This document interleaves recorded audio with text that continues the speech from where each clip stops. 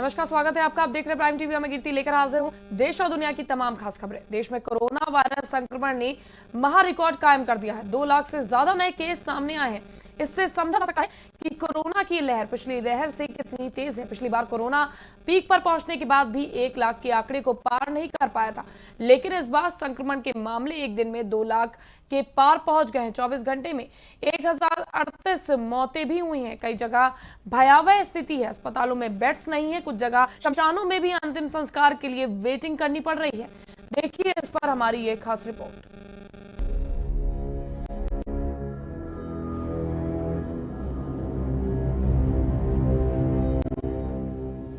Corona महामारी की दूसरी लहर बेहद खतरनाक होती जा रही है। इसमें संक्रमण के मामले तो बढ़ ही रहे हैं, साथ ही मौतों का ग्राफ भी तेजी से ऊपर उठ रहा है। देश में कोरोना वायरस संक्रमण के एक दिन में अब तक के सर्वाधिक 2 लाख नए मामले सामने आए हैं। ये मामले 10 दिन में लगभग दोगुना हो गए हैं। अमेरिका में 1 लाख से 2 लाख मामले पहुंचने में 21 दिन लग गए थे। महाराष्ट्र, उत्तर प्रदेश, छत्तीसगढ़, कर्नाटक और केरल समेत 16 राज्यों में संक्रमण तेजी से बढ़ा है। इनमें से भी अकेले महाराष्ट्र में ही सबसे अधिक एक्टिव केस हैं। केंद्रीय स्वास्थ्य मंत्रालय की तरफ से जारी किए गए आंकड़ों के मुताबिक पिछले 24 घंटे में 2 लाख से अधिक नए मामले सामने आए हैं। इस दौरान 1038 लोगों की मौत हुई है और मृतकों की संख्या 1,73,123 हो गई है। पिछले साल 18 अक्टूबर के बाद पहली बार एक दिन में 1000 से अधिक लोगों की मौत हुई थी। हालांकि मृत्यु दर में लगातार गिरावट आ रही है और मौजूदा समय में यह 1.24% पर आ गई है। देश में कुल संक्रमितों का आंकड़ा 1,40,74,000 को पार कर गया है। इनमें से 1,24,29,000 से ज्यादा मरीज पूरी तरह ठीक हो चुके हैं। मरीजों के उबरने की दर 88.92% पर आ गई है। 10 राज्यों और केंद्र शासित प्रदेशों में हालात ज्यादा गंभीर हैं। पिछले एक दिन में सामने आए नए मामलों में से 82.4% इन्हीं राज्यों में से हैं। इनमें महाराष्ट्र, उत्तर प्रदेश, छत्तीसगढ़, कर्नाटक और केरल शामिल हैं। वैसे इन राज्यों समेत कुल 16 राज्यों और केंद्र शासित प्रदेशों में संक्रमण के मामले बढ़ रहे हैं। भारतीय चिकित्सा अनुसंधान परिषद के मुताबिक देश भर में कोरोना संक्रमण का पता लगाने के लिए 13,84,549 नमूनों की जांच की गई। इनको मिलाकर अब तक कुल 26,20,03,000 से अधिक नमूनों का परीक्षण किया जा चुका है। रायबरेली में मतदान के एक दिन पहले मिल एरिया इलाके के राही गांव सभा के प्रत्याशी के घर से भारी मात्रा में अवैध शराब पकड़ी गई। पुलिस सूत्रों से मिली जानकारी के अनुसार मिल एरिया इलाके में पुख्ता सूचना पर की गई छापेमारी के दौरान प्रधान पद के प्रत्याशी लक्ष्मी नारायण मौर्य के घर से लगभग 60 शीशी अवैध शराब बरामद होने का आरोप है। पुलिस ने प्रधान प्रत्याशी को हिरासत में लेकर मुकदमा दर्ज किया है। गिरफ्तार प्रत्याशी मिल एरिया के राही गांव सभा से प्रधान पद का चुनाव लड़ रहे हैं।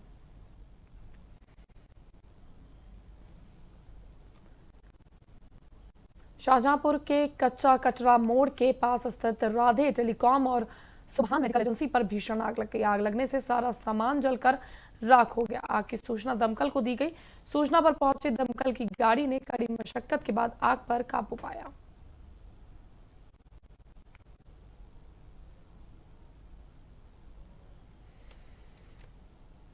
रूस की कोरोना वैक्सीन स्पुतनिक वी के इमरजेंसी इस्तेमाल के लिए भारतीय दवा नियामक की ओर से मंजूरी मिल गई है।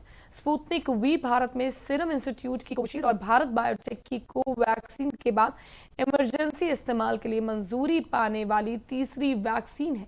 देश की प्रमुख दवा बनाने वाली कंपनी डॉक्टर रेड्डीज लेबोरेटरीज ने ये इस बात की जानकारी दी है। तो चलिए जानते हैं कि वैक्सीन स्पुतनिक के बारे में।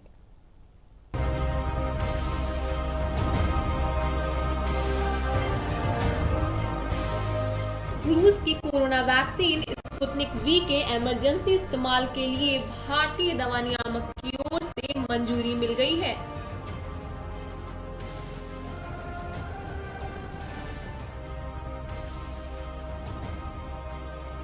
देश की प्रमुख दवा बनाने वाली कंपनी डॉक्टर रेड्डीज लैबोरेटरीज ने इस बात की जानकारी देते हुए कहा कि उसे कोरोना की वैक्सीन स्पुतनिक के इमरजेंसी इस्तेमाल की मंजूरी मिल गई है।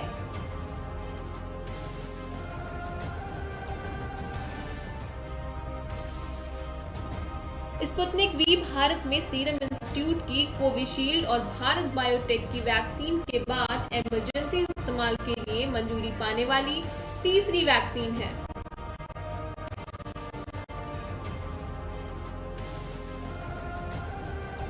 रेड्डीज लैबोरेटरीज ने कहा कि कंपनी को दवा और कॉस्मेटिक कानून के तहत नए दवा एवं चिकित्सकीय परीक्षण नियम 2019 के तहत इमरजेंसी में सीमित इस्तेमाल के लिए भारत में स्पुतनिक वैक्सीन को आयात करने की इजाजत दी गई है।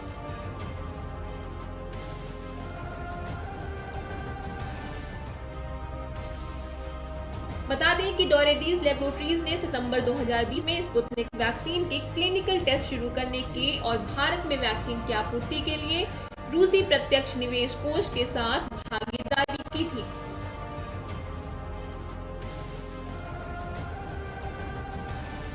RDIF की ओर से रूस में किए गए टेस्ट के अलावा रेड्डीज ने भारत में वैक्सीन के चरण 2 और 3 फेज में क्लिनिकल टेस्ट किए हैं।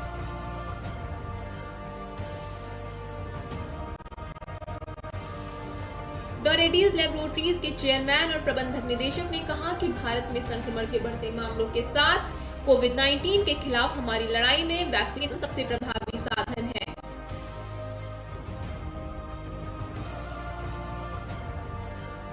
इसे हम आबादी के एक बड़े हिस्से को वैक्सीन लगाने के प्रयास में योगदान कर सकेंगे।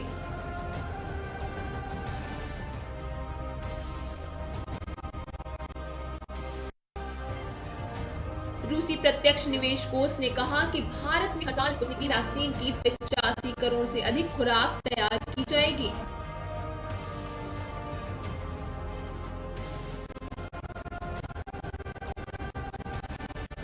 भारत ने कोरोना वायरस संक्रमण की रोकथाम के लिए स्पुतनिक वी के सीमित इमरजेंसी इस्तेमाल को मंजूरी दी है।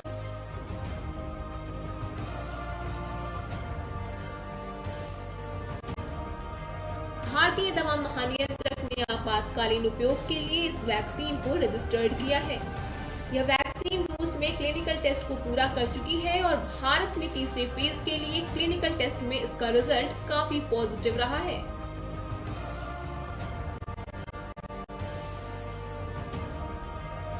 RDIF की ओर से जारी एक बयान में कहा गया कि करीब 3 आबादी वाले देशों में वैक्सीन के इस्तेमाल को मंजूरी मिल चुकी है और भारत स्पुतनिक वी वैक्सीन को मंजूरी देने वाला 60वां देश है।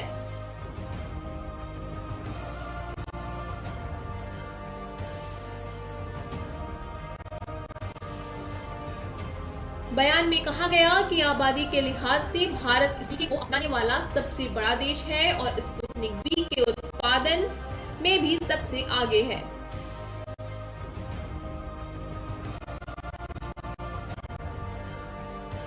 DCGI के कुछ शर्तों के अनुसार स्पुतनिक वी के सीमित इमरजेंसी इस्तेमाल को मंजूरी भी दे दी गई है।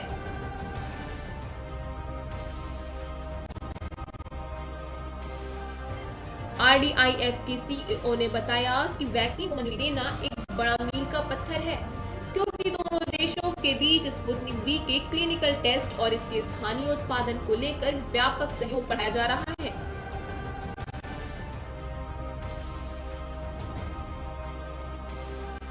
उन्होंने कहा कि रूसी वैक्सीन का असर 91.6% तक है। यह कोरोना के गंभीर मामलों के प्रति पूरी तरह से सुरक्षा मुहैया कराता है।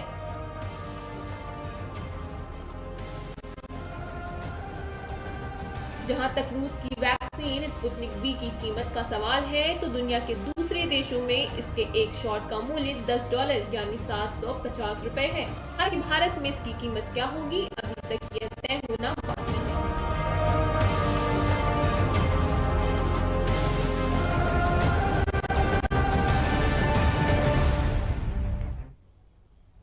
तो रूस की स्पुतनिक वैक्सीन के बारे में अभी आपने जाना कि किस तरह से ये कितनी कारगर है और इसकी मंजूरी भारत में क्यों दी गई है। फिलहाल के लिए बस इतना ही। हम फिर हाजिर होंगे देश और दुनिया की तमाम खास खबरों के साथ। आप बने रहिए हमारे साथ और देखते रहिए प्राइम टीवी।